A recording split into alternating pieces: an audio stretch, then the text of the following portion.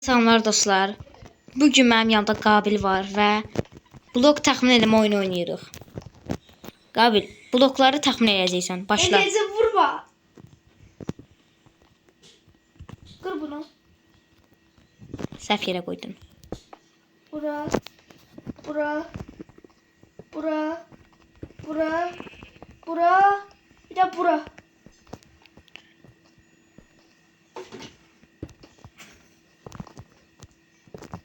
Üç doğrum var. Neçə doğru? 3 doğru.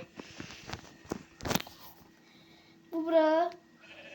Bu da bura. Bir saniye sonra ne var? Sonra bura.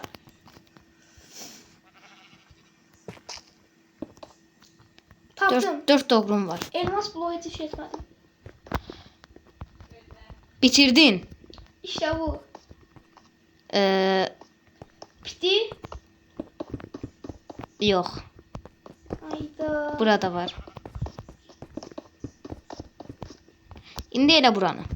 Eləyirəm. Çox ağıllı, məntiqli olaraq.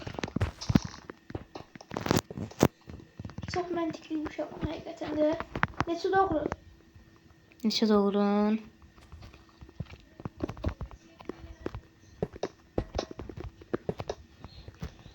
Sıfır doğru. Sırf mən məntiqli uşağım. Çox məntiqlisən.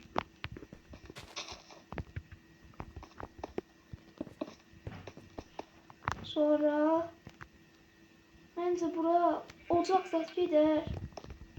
Burada el çubuğu. Bura niyə qoydun? Heç nə. Neçə doğru?